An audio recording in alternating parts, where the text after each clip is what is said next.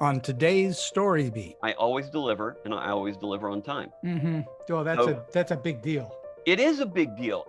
People hire people they know and trust, not always the best artists. Look, there's a lot of better artists than me out there, but if they don't deliver on time, they're not going to get hired again.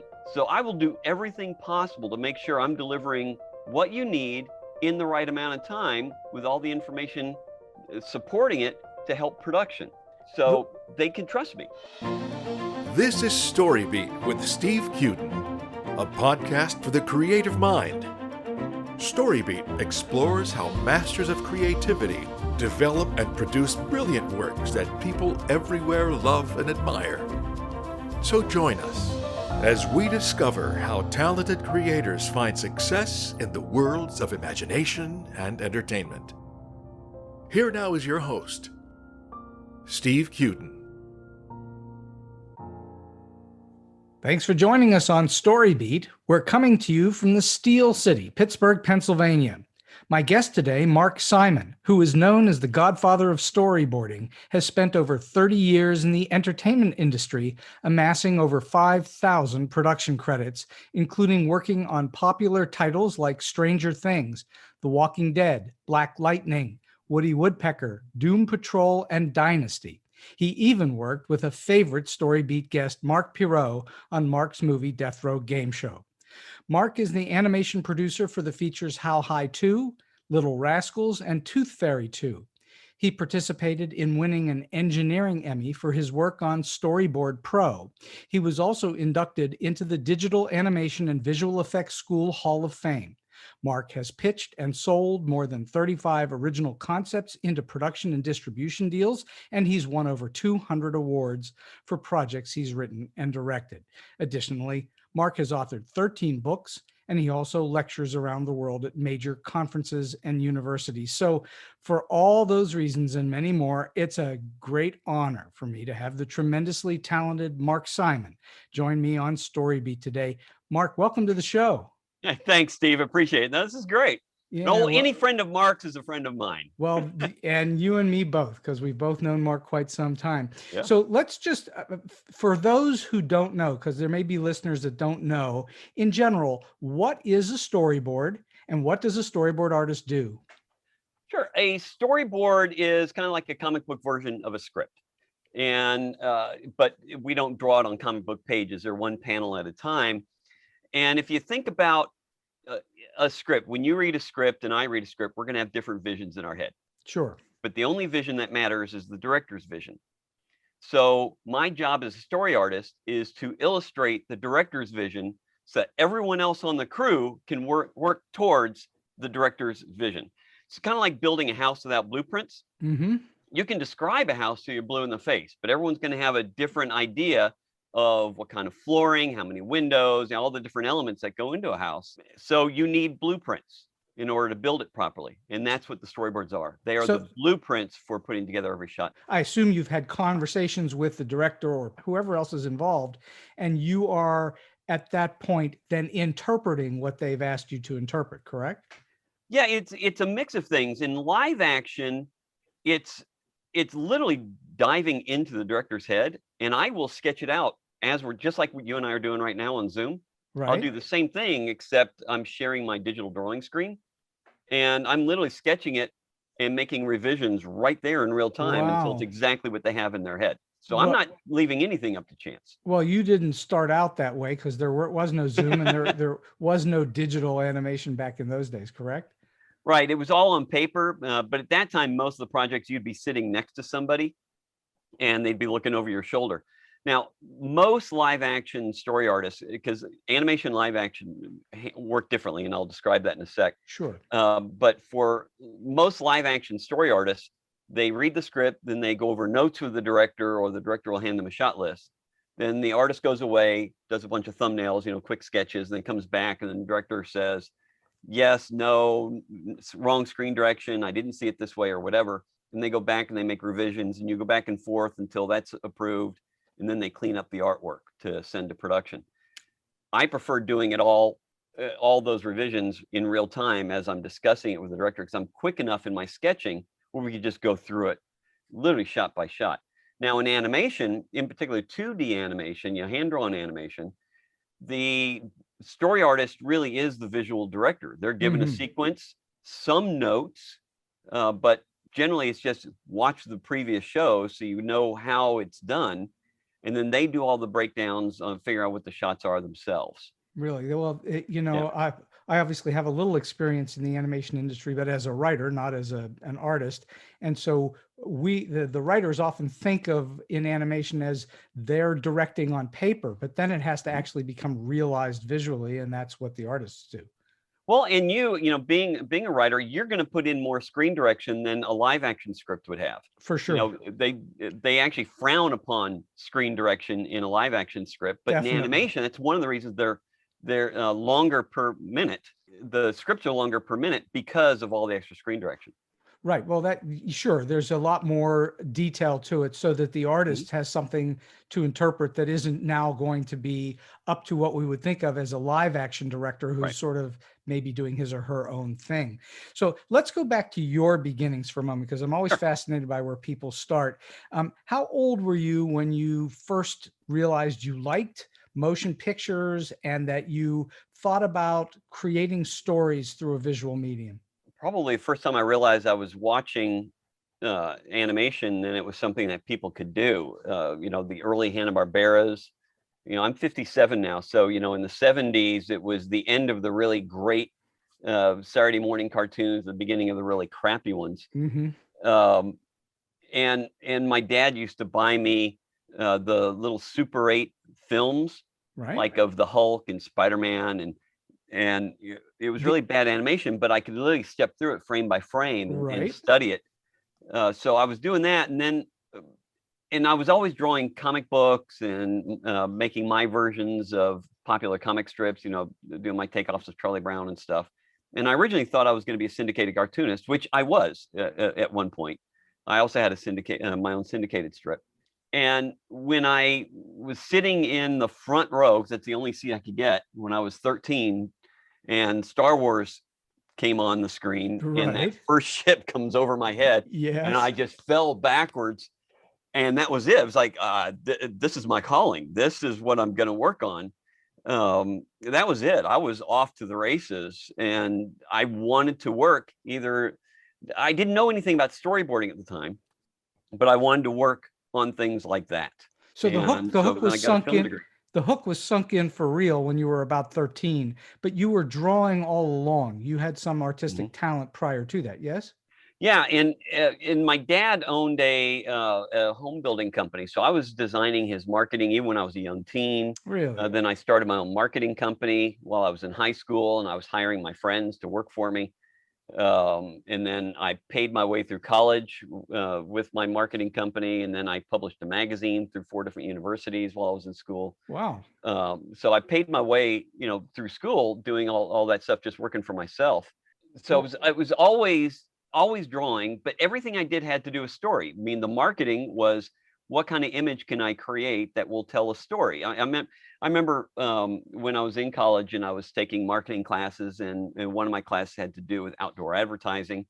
I actually had to drive past 2 billboards that I designed when I drove to school to learn about how to design billboards, because I already had my own up. And one of them, it was for a spa company that had hired me in town to design something for their spas. So I used that as an opportunity to meet the hottest girls in school, and I asked them to model for me. And I took a photo of this one absolutely gorgeous gal, put her in a string bikini, threw her in a jacuzzi, took some pictures, and then I comped it. This is long before Photoshop existed. We didn't even have really, there was no such thing as a home computer at the time. This is the early 80s. And explain what comping is. Oh, comping is layering one image over another. Got it. So I did it all by hand. I would take photos, have them printed at different sizes, and I would slowly peel the top photographic layer off, cut it out really nicely, darken the edges, and then glue it really nicely onto another photo. So I would comp everything together that way.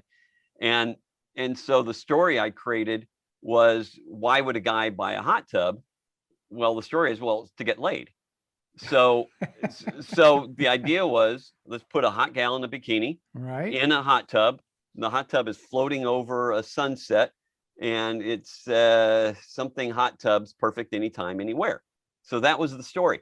So literally everything I did had to do with story. I was the school cartoonist in college. I did editorial cartoons and a comic strip. Advertising, I wrote articles, you know, all my marketing, all of that. And I was studying film at the same time. So literally everything I do has to do with story. All right. So that's a big, important question that I have here, which is you clearly think of yourself as a storyteller first. Yes. Yeah. Yes. And everything else is a means to an end in terms of telling a story. Yeah. Well, look, I can't say I'm anything but an artist and a storyteller. I mean, I don't really separate them. Everything I do has to do with both. You know, I was always an artist. I just didn't realize how I could combine story with art other than comic strips until I was in college. And I started as an art director. Like when I was working with Mark Pirro, I was art directing and production designing one of his movies. But I was in LA working in Hollywood for years before I decided to give storyboarding a shot. And then it was like, oh, this is awesome. So there you finally found your actual niche. Yeah. And so what did you learn way back when that you that you've taken with you all along this journey that has remained with you? What did you learn back then? Back then, meaning how far back? All the way back to the beginning where you were beginning to draw and you first got hooked by Star Wars. What did you start to learn that you now continue to use? Is it in the way that story is told? Is it in the way that you draw? The way a story is told just keeps unfolding more and more. It's something you never stop learning. And because I work on so many productions, I literally learn new techniques with every production I'm on. Every director I end up learning something from. So that's been an ongoing thing, which I love. I love change. I get bored very, very easily. The best answer to that is probably not the sexiest one, but it's something I learned early on, which is one of the reasons I became so successful in Hollywood, is I always deliver and I always deliver on time. Oh, that's a big deal. It is a big deal. People hire people they know and trust, not always the best artists. You know, look, there's a lot of better artists than me out there, but if they don't deliver on time, they're not going to get hired again. So I will do everything possible to make sure I'm delivering what you need in the right amount of time with all the information supporting it to help production. So they can trust me.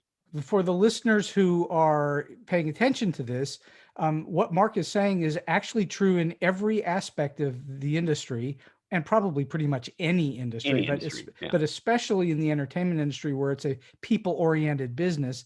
And if people know that you're going to deliver on time, not give them grief, do at least good work, if not spectacular work, they're going to hire you over and over again. And that's true for actors and directors and producers and so on, all the way down the line.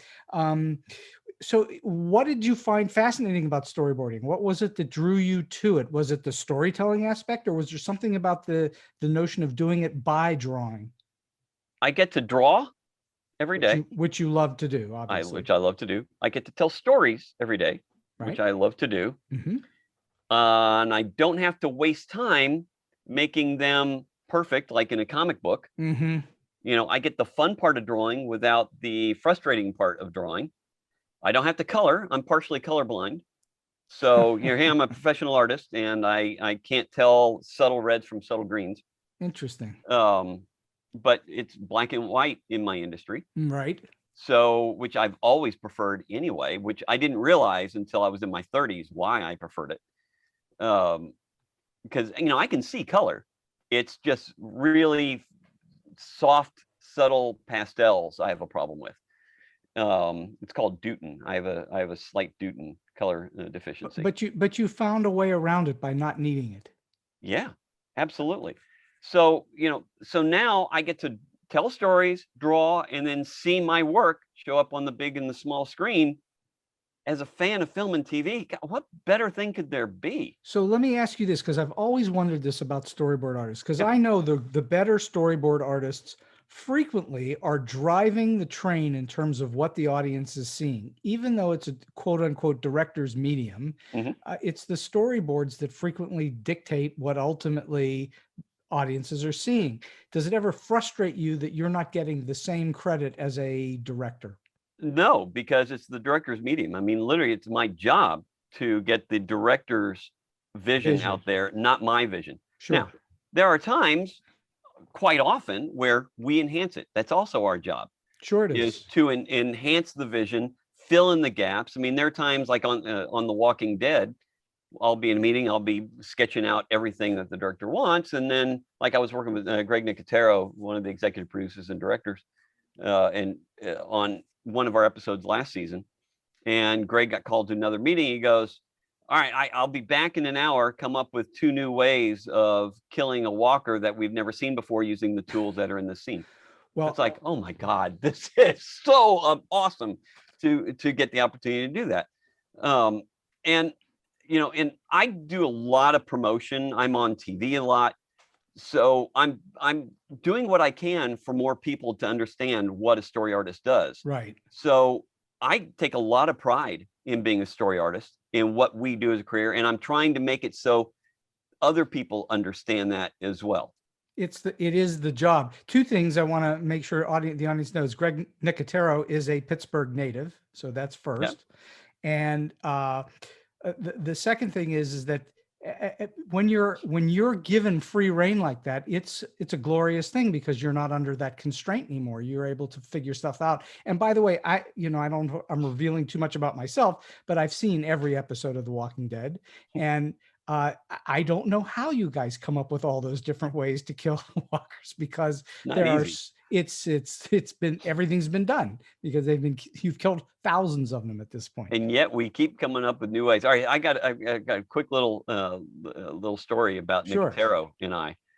So obviously we started working together on The Walking Dead, but 20 years prior, he and I had worked on another movie together called The Walking Dead. Really? Nothing to do with the comic book, because it's before the comic book existed. The original Walking Dead was this Halfway Pictures film about the black man's experience in Vietnam. Wow. So back to back, he and I worked on major projects called The Walking Dead. Was he K&B Effects at that time? I don't remember if he had founded that, or if it was if they had just hired him. He came in to do all the War Wounds. Mm-hmm. But I wasn't a producer, so I don't know how he was hired or if he had the company at the time.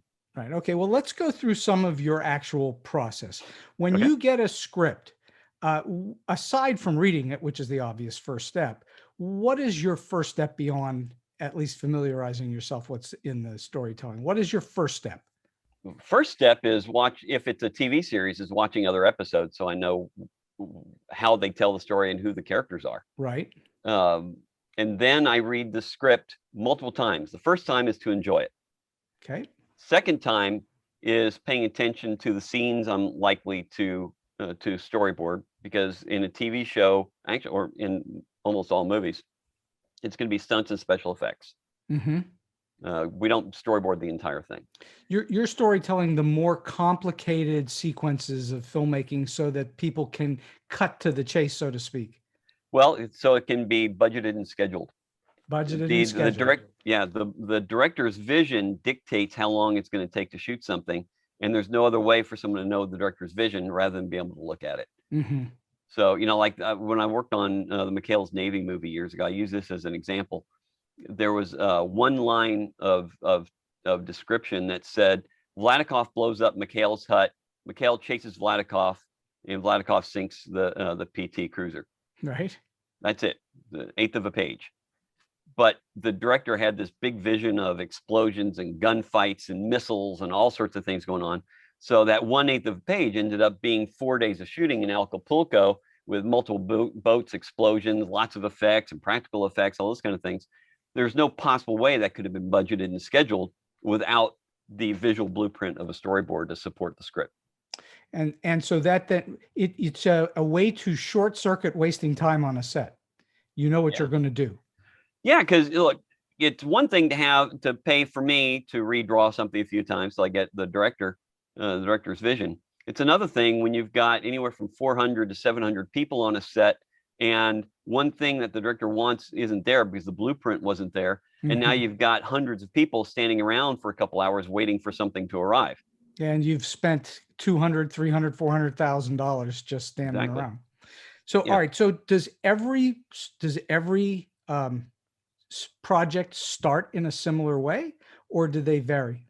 It varies, but I mean, for the most part, it starts with, I get the script and I read a few times, and the first AD sends me the list of the scenes that the director wants to do prior to my meeting with the director.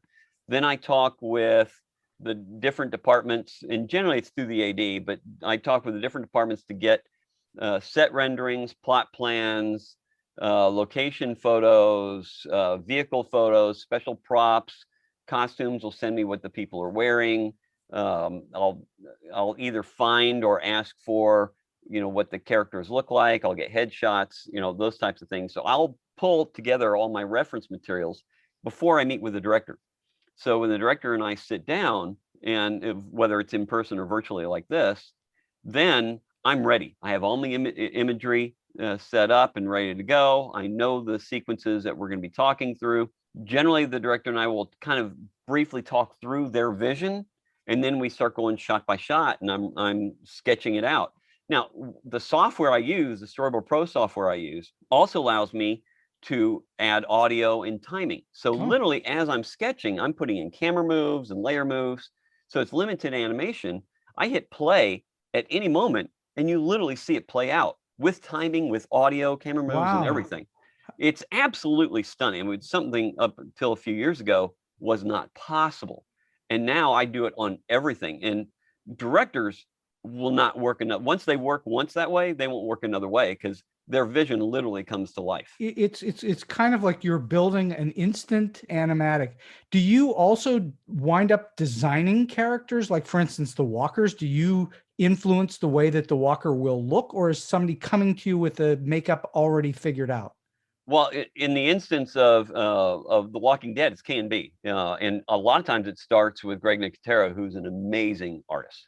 So they will send me, if the characters have been designed, they'll send me the designs.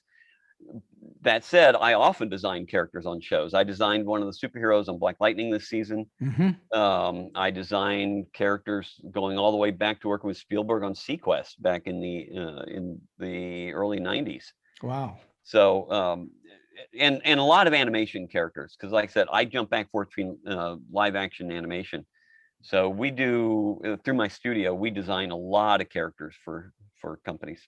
And do you find yourself also winding up working with art directors and DPs and people like that, or is it just usually just the director? The DPs on the big shows are generally in our storyboard meetings. Director of photography is very heavily influential on how shows look, because we have a new director every week, or at least every episode, but there's always two directors of photography. One's on, one's off, one's prepping while the other one is shooting. Sure. So they're the consistency. So the shows always look the same. Right. And they're amazing visual storytellers. So they're usually a part of our storyboarding process. But you don't need to be having those same conversations with the art director or production I usually designers. never meet the art director. Yeah. Got it. Or the editors. You don't work with them either. Not unless the editors are also the director, which sometimes they move into directing. Got it. So how much research do you tend to do on most of your work? Is it a lot?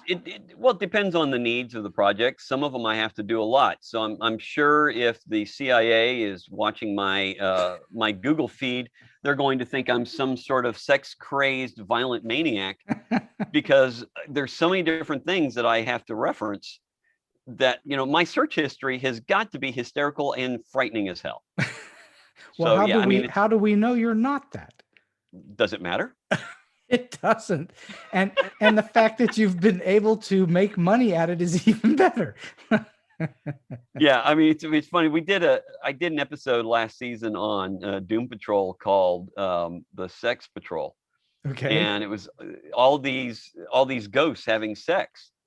And so the director and I were researching how or sex positions without showing genitalia. Breasts are fine, butts are fine, but we couldn't show genitalia. on the show. So, singles, twosomes, threesomes, foursomes, and it's in fact, this is funny. It wasn't one of my answers for you, but I just thought of it.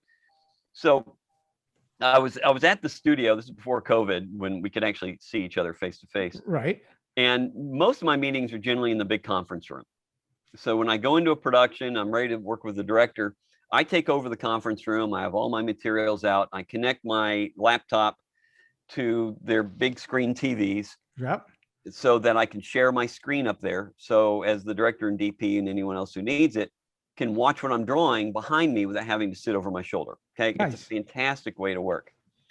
So we go over and I break down all the shots. I have notes on figuring out, where I need different sex positions.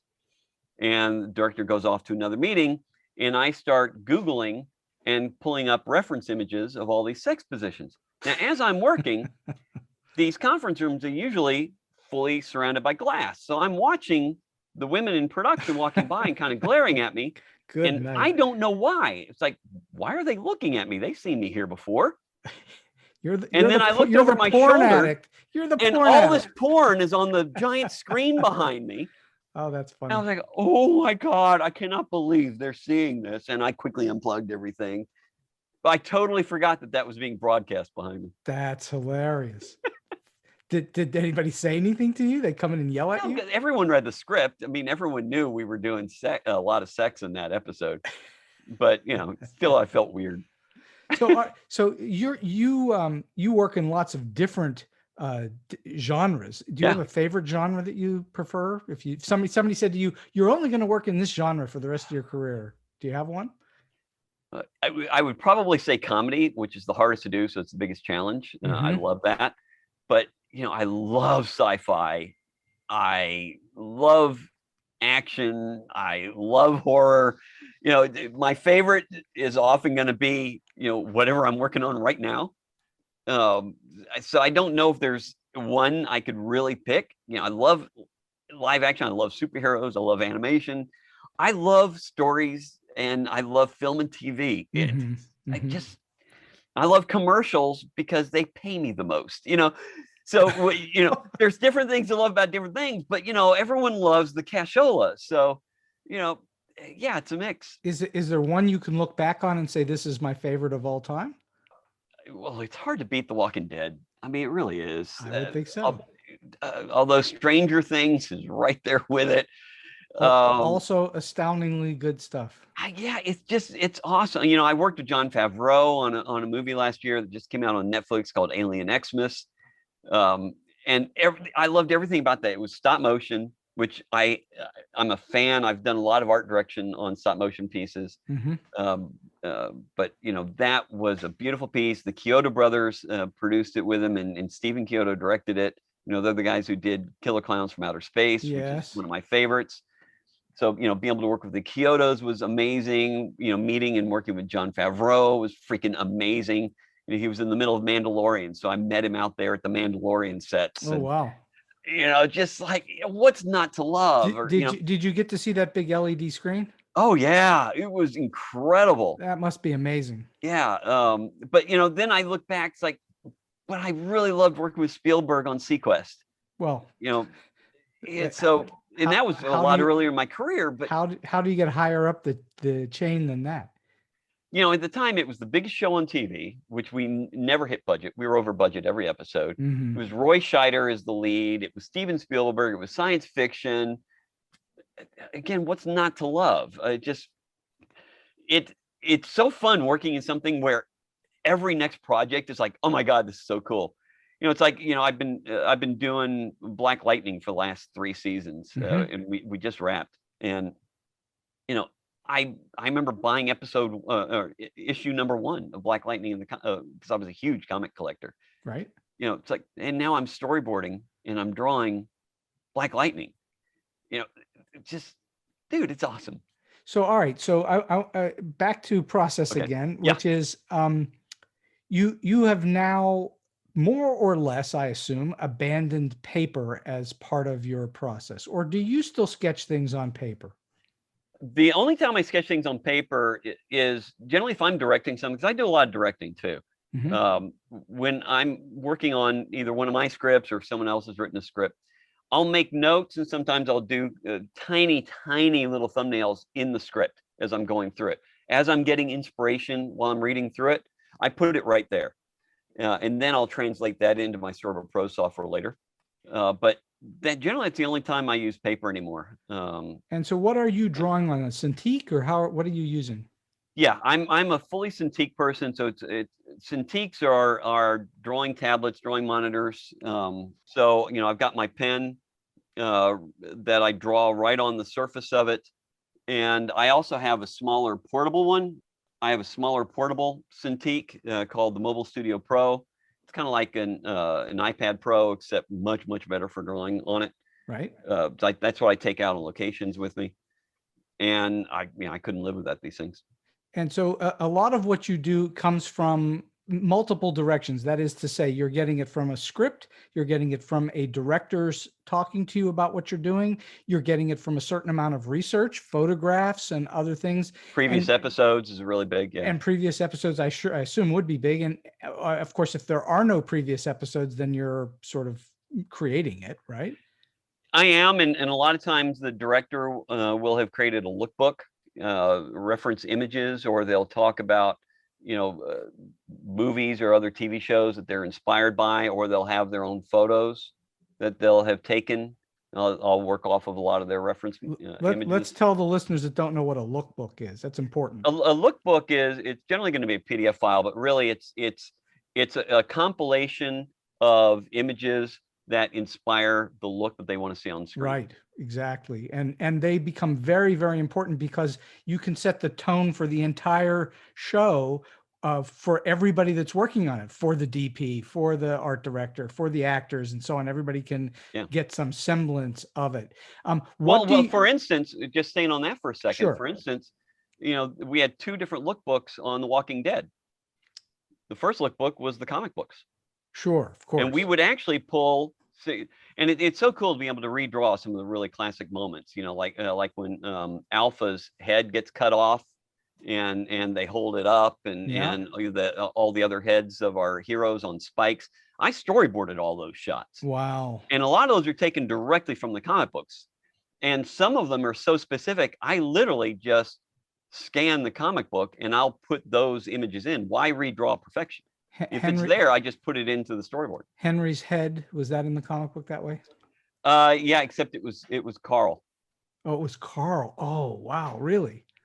Henry took over Carl's role because Carl didn't die until the end of the comic book. So Henry's head was just like it was all the heroes' heads, but Henry was a different character. Wow. In the comics. So. Wow. All right. So for those who have no idea what a storyboard artist is, what your life is like as an artist, and that will be, a huge number of people, even people in the industry probably don't know what it is you exactly do. Yep. What is a day in your studio like? What do you go through? What is a typical day like? Well, there is no typical day, which is one of the things I really love. But there's some days. This is my drawing studio that you see behind me. I'm sitting right here looking at the same screen I'm looking at right now, and I'm drawing. Sometimes I'm capturing, downloading sound effects. I'm doing a lot of research. I have to watch a lot of film and TV because every director is referencing things, so I have to know what's hip and what's going on, for good and for bad. I have a lot of meetings. Usually these days it's all Zoom meetings. Storyboard artists almost never go into studios anymore. Interesting. But I'm okay with that. That's a very recent phenomenon. That's not old relatively. I pioneered working long distance. I'm literally the pioneer on storyboarding long distance in the industry. So I've been doing it the longest, and I was one of the early adopters on everything, in using precursors of Zoom, in using the Wacom Cintiq, moving into digital. I got into Storyboard Pro. In fact, I was one of the first live action story artists to use Storyboard Pro. Moved over from Photoshop to it, and they hired me to help them develop the software to work for live action because it didn't originally. and going back to all the way back to, I was the first art director in Hollywood that owned a fax machine. Really? So yeah, so I'm a very early adopter, and I push new technology, and I write about it in the articles I write, and I produce a lot of courses for LinkedIn Learning. So I spread all this stuff that I start. If I think it's good for the industry, I spread it through the industry. Well, that's very, very useful. And I'm sure many people don't know that and would love to thank you for it if they knew it. But all right. So what's an approximate length of time for it? Obviously, there is no typical, but let's say for an episode of The Walking Dead, and you're given 6 scenes to board. About how long does that take you? Is that days? Is it weeks? How long does it take? Every scene is different. I mean, a scene could be 1 or 2 drawings, or it could be 150 drawings. It just depends. Cast of thousands or a single headshot blown up. It varies. Because of the way schedules work, generally I get between 2 and 4 days per episode to storyboard. So if I've got a lot of drawings, they're rougher. If there's fewer drawings, I can make them look a lot tighter and add sound effects into it. I also have other artists that work with me and for me.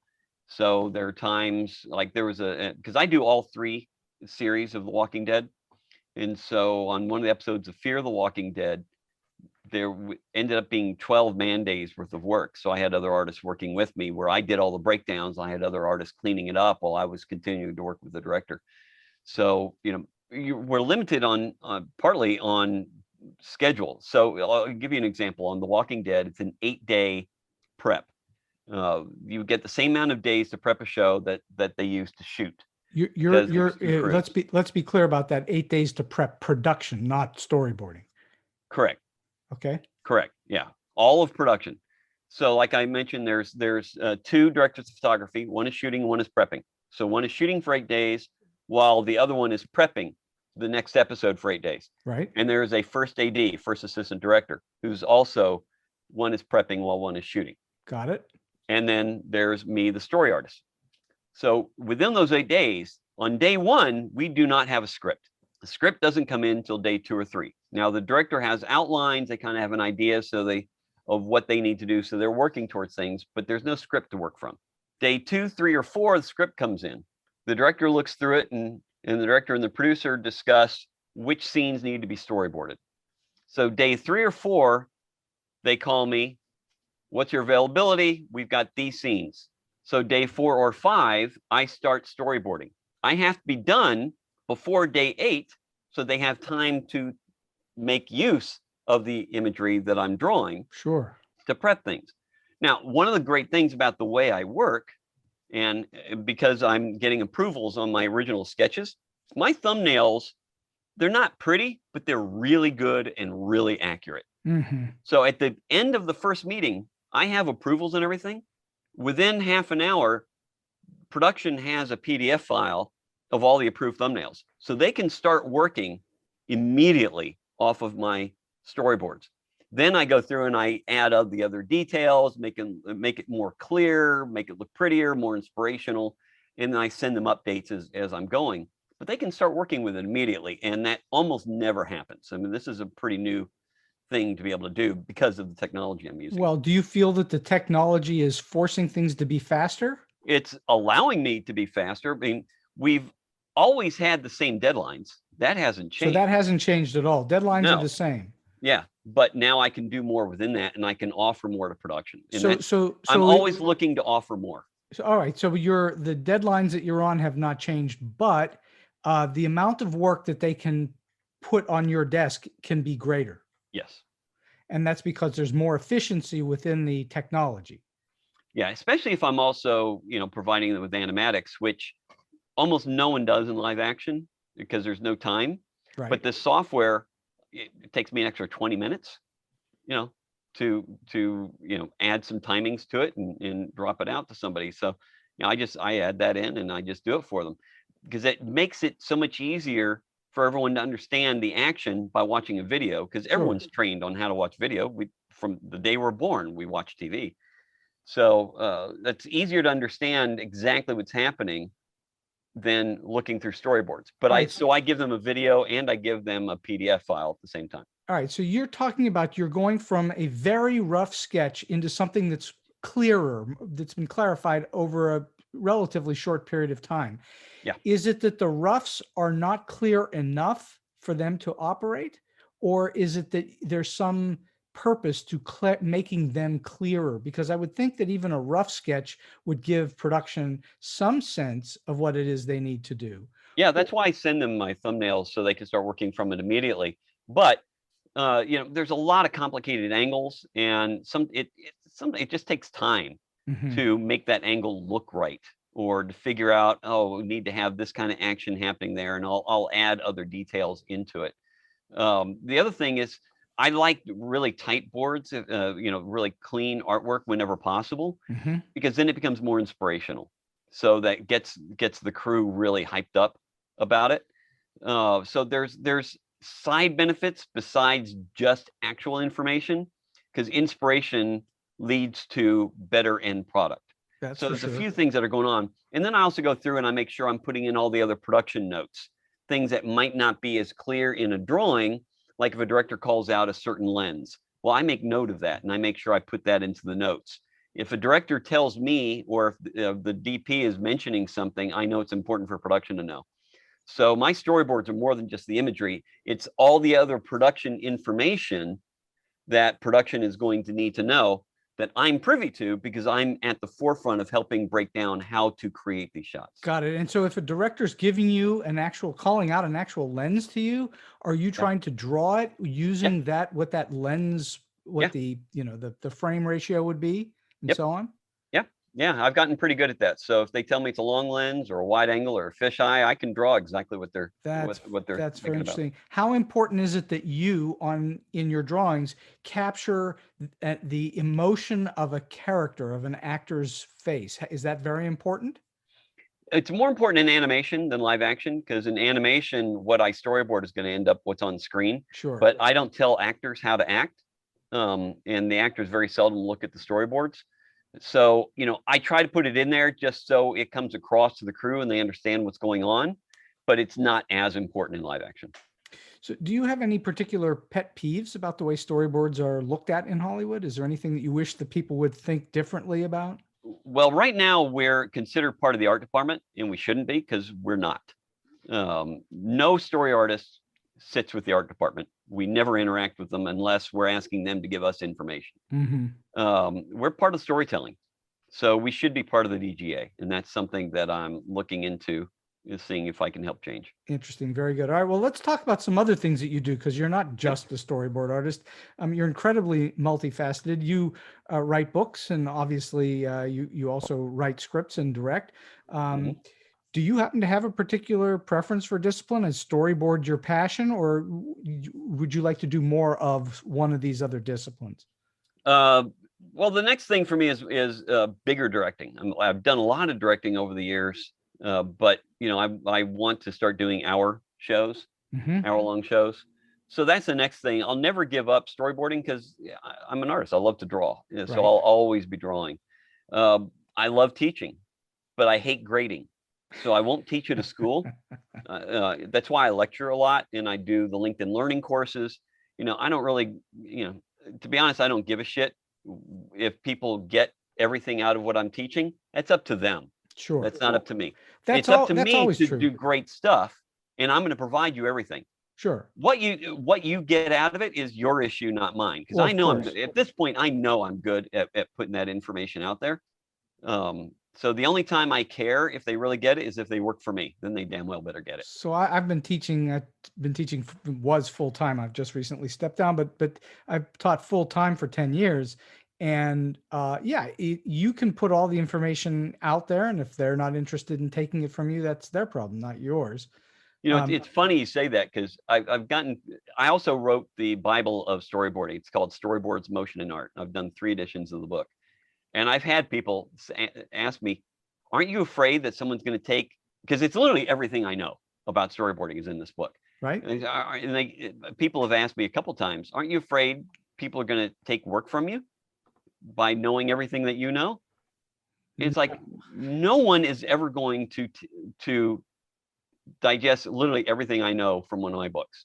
Well, otherwise they'd be me. You're So, still no. you're still the heart of the matter, and you can't really teach that. You can indicate it, but you can't really teach it. You can show someone how to do things. You can teach them about how you think, but you're the one that still ultimately has to do the thinking, and that's different. Well, and look, and then there's the whole personality thing. I get along well with directors. I don't step on them. I know my place, which, and at times it's more important than others, depending on the needs of the individual project and shots that I'm working on. So, I will always try to enhance a director's vision, but I don't fight a director against their vision. I support them, and they like that. So the attitude has a lot to do with it too. Sure. Well, that's a pretty good point. Once again, for pretty much any industry, your attitude, how you approach work is really, really important. So as you move into more directing or hour long, or maybe ultimately features or whatever it is that you want to do, my assumption would be, if you're also the writer and you're also the board artist, which I would guess you would be on your own projects, who's there to give you feedback that you may actually need? Who would you turn to? It's almost always going to be the lead creative producer, whoever that is going to be, right? And it's the director of photography. I love leaning on a really good DP. Mm-hmm. Even though you know visually what you want. Yeah, but it's a creative medium, and if someone, you're hiring people to make you better. You're not hiring people to always just tell them what to do. I'll guide them towards my ultimate vision.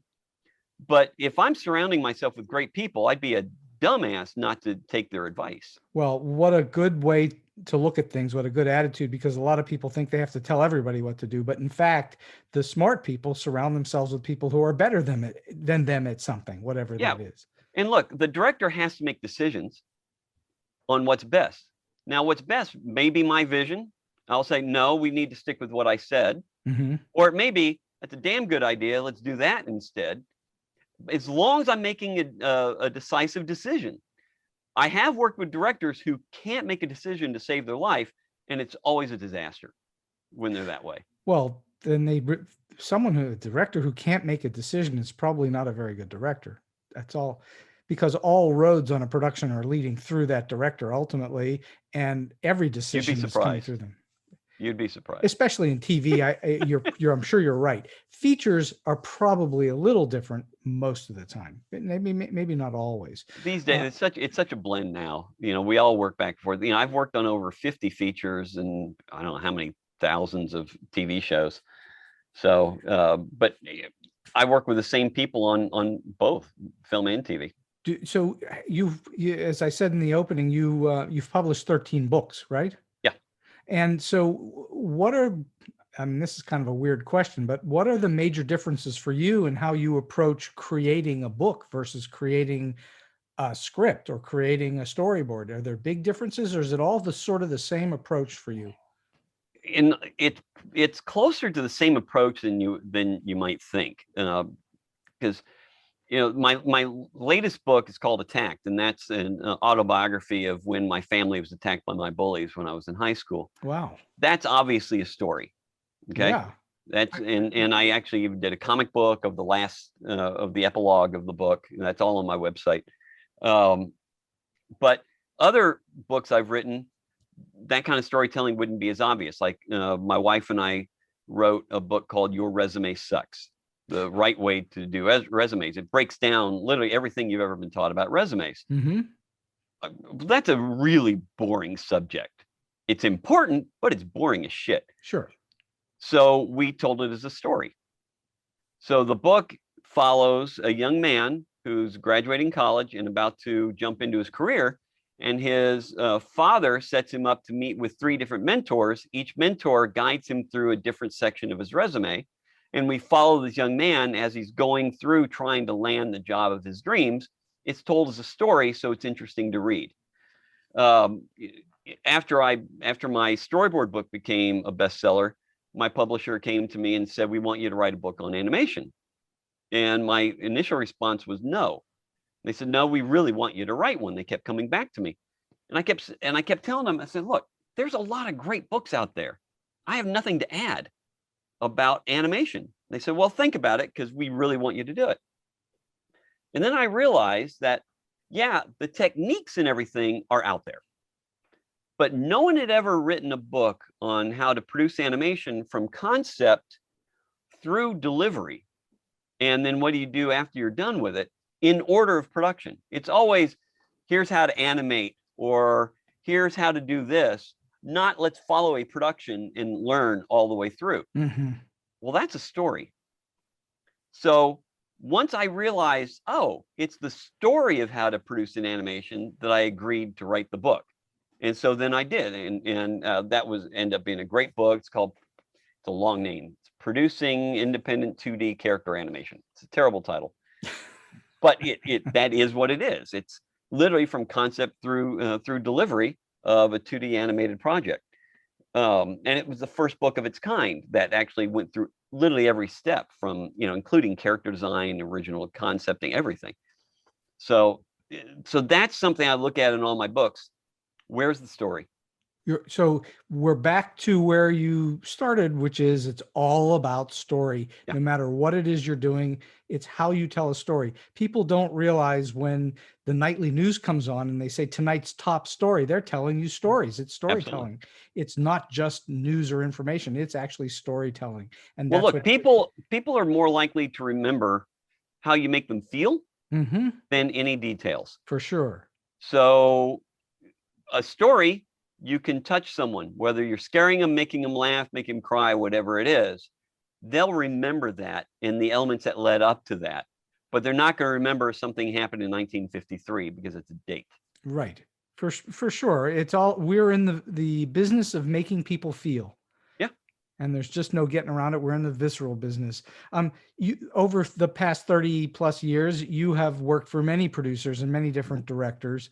What do you think you do differently now than when you started out in the business that those who are now starting out can take advantage of? What is it what approach do you take that may be different now? Well, I definitely know one of the biggest changes is my ego in check. Like I mentioned earlier, I know what my job is as a story artist, and it's support the director's vision. Rather than fighting for my vision, why fight for my vision when I'm directing? As a story artist, I do everything I can to get the director's vision and then try to plus it whenever possible, to help them make it as strong as possible, but always staying within the boundaries of their vision. Mm-hmm. So once I stopped fighting that whole ego issue, it became a lot more fun. And I've had to fire a number of story artists who aren't at that point because it just annoys directors when the story artist is arguing with them. That's not the way this should be shot. And I keep telling them, it's like, it's not your call. Yeah, it's not your call. Yeah. It really isn't your call. So, all right, tell us about your workspace. What do you have to have around you in order to feel good about your day? What do you surround yourself with? Is it toys? Is it pictures? What do you have around you all the time? It's a really creative space. I mean, you can see it, I've got, stone walls and really cool, that's indirect LED lighting is behind this wooden piece. Right. That's all soundproofing. So it sounds really great in here. You can see some of my action figures. Did you design those action figures? What's that? Did you design those action figures? No, but I try to buy at least one toy that's based on the projects that I work on. Right, sure. So, behind I've got Dexter, because I worked on the original series and I storyboarded the entire new one that comes out this fall. This is a character here from Fear the Walking Dead, Black Lightning, Stranger Things. I have other toys here on my desk. Like, here's Morgan from Fear the Walking Dead. Yes. I have him sitting on my desk. So is that what gives you inspiration, is seeing some of those things? It's fun. Yeah. I mean, I'm a big kid. So, I like that. You can see a bunch of artwork. I have a bunch of original artwork, cells and comic book and comic strip artwork. I've got some of my own artwork of storyboard posters I've done around me. And then there's functional things. Like I've got a bunch of different drawing figures. Right. Where are we? Are those called maquettes? Maquettes generally aren't posable. but these are drawing figures. They're specifically for artists, so I can pose it and use this as inspiration. I have Hot Wheels because I'm always drawing cars. I have toy horses. I've been doing a lot of horses lately on Fear the Walking Dead, so I have them. Computers. I have backups of my backups of my backups. So no matter how many of my computers go down, I'm always going to be working because I have more backups. That's got to be one of the biggest fears of not working on paper, is that it could somehow go away, but you, like you say, you back it up 43 different ways. I do. I'm backed up on multiple hard drives. I'm backed up on the web. So literally, if this shut down in the middle of my drawing something, I can walk over to this other area of my studio, because I've got a very large studio here, and just start up that computer, and I'm online. If that one for some reason goes down, I've got my portable. If that goes down, I have another portable. I've got, I think, 5 Cintiqs here. So however many go down, I know I have backups. So, I refuse to let any issues make me late or not be able to deliver to a client. So I invest in myself and I invest in my technology. So I'm ready for the worst case scenario. I think that the listeners who are looking for really great advice, that's as good as it gets, truly, is that you are obliged as a professional to deliver in a professional manner on time with little or no fuss. And that's no excuses. And there are no excuses. I mean, even if my internet goes down, well, I can hop on, I can go down to the library or wherever and get on theirs, or I'll use my phone, because a lot of people don't even know your phone can be a hotspot. So when my internet goes down, I turn on the hotspot on my phone, I tap in, and I access the internet that way for delivering. So I'll never forget, not to focus on me for any length of time really, but in 1994, during the Northridge earthquake, that morning I was due to deliver a script to a producer about 25 miles away from where I lived. And of course, when the earthquake hit, there was no power. There was nothing. Where were you? What area of town were you in? I was in a part of Ventura County called Simi Valley. Okay. Yeah. And where I was trying to deliver to was in Burbank. And so it was it's a healthy drive under an earthquake scenario. Normally, well, you definitely didn't want to take the 5 exit. No, because there was a piece of it was missing. A giant piece of it was missing.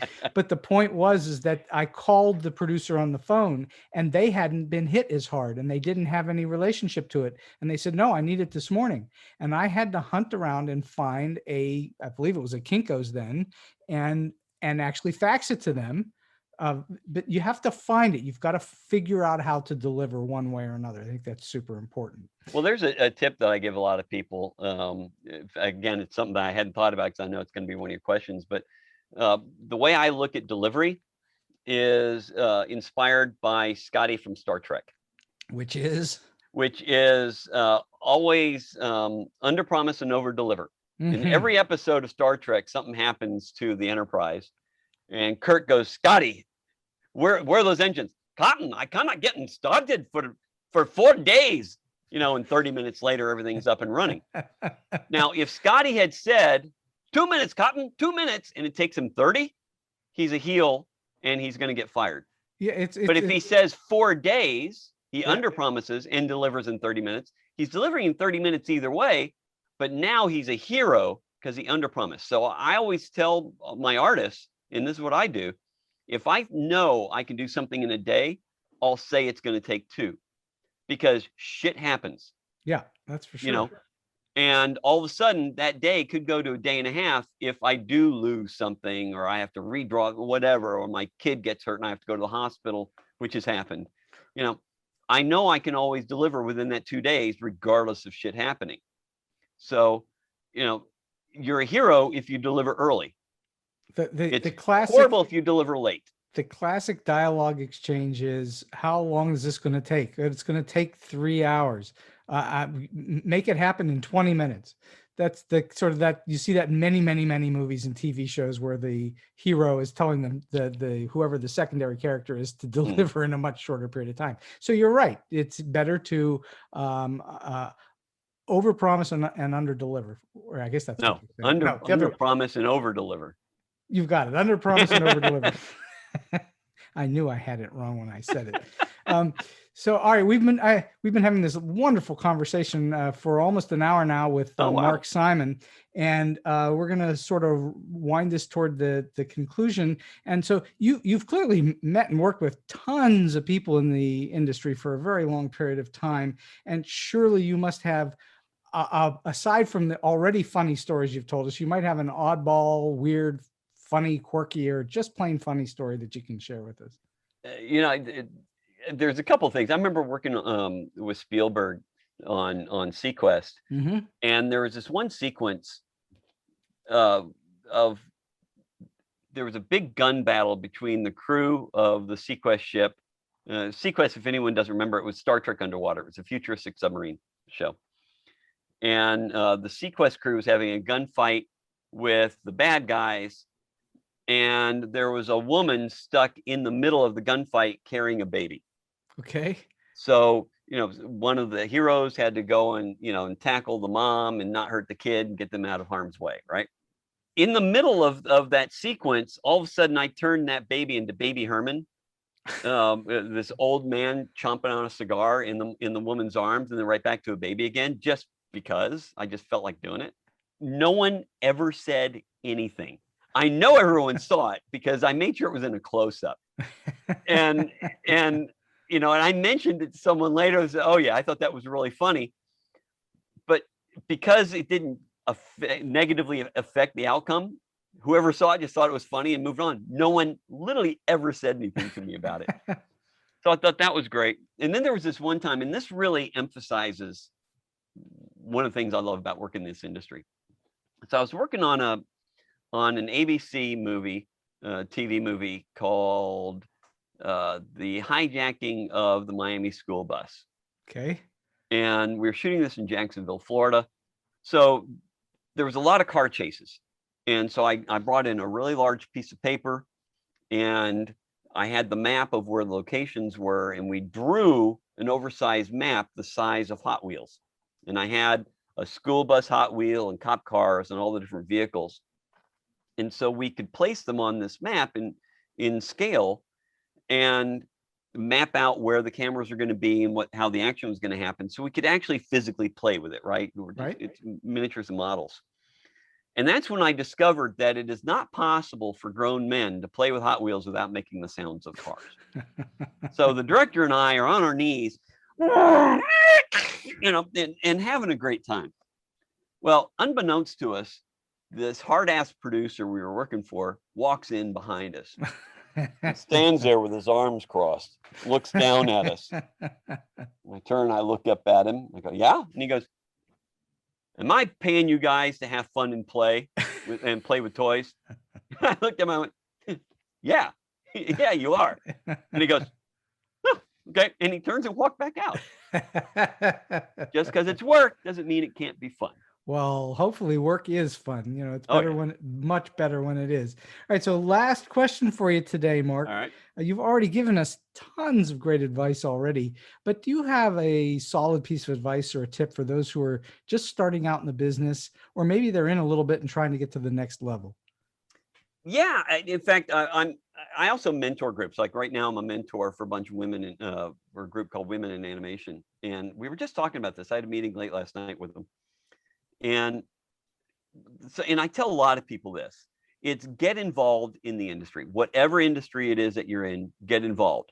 Now, that doesn't mean just go to industry events and stand in the corner sucking your thumb and quietly sucking down a beer. That's not getting involved. That's just subtly getting out of your house. That doesn't help you. What I mean by getting involved is become a member of a group, whether it's a visual effects society, digital media arts, women in animation, women in film. There's a ton of different groups. Offer to help with putting together their monthly events and their big yearly award ceremonies or whatever. Offer to work the sign-in table. Offer to help put together the events. Here's what a lot of people don't realize. The people who run these big associations are the movers and shakers in the industry. Absolutely right. If they see how good of a worker you are when you're working for free, anything that comes up, you are going to be the first person they think of, because they know you're going to do an amazing job if you're getting paid, if you're really good when it's free. But here's the best thing to think about.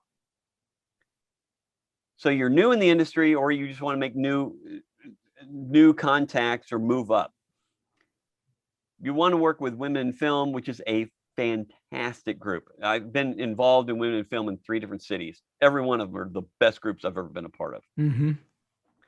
Offer to work the sign-in table. Now that we're coming out of COVID, hopefully we're going to start having these live events again. Here's the brilliance of that. By working the sign-in table, you meet every single person coming into that event. And now you can put a name to the face.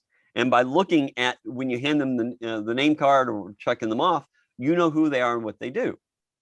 Your job is over at the beginning of the event. So now you get to enjoy the event and walk up to these people you just met and now have a conversation, because you've already met them.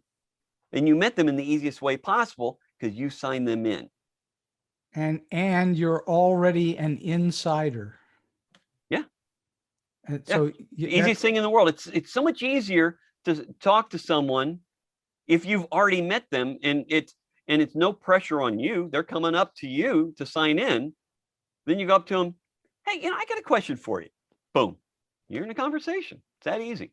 Yep, it is that easy, and it's and a lot of people are too shy to do it, and you have to break through that and actually get out and do that sort of thing. And I think that's extraordinarily wise advice, that the one of the best things you can do to get your career going is to get involved in organizations that both are within the industry and are tertiarily part of the industry, things that are just around the edges of the industry too. Look, everyone hires people they know and trust.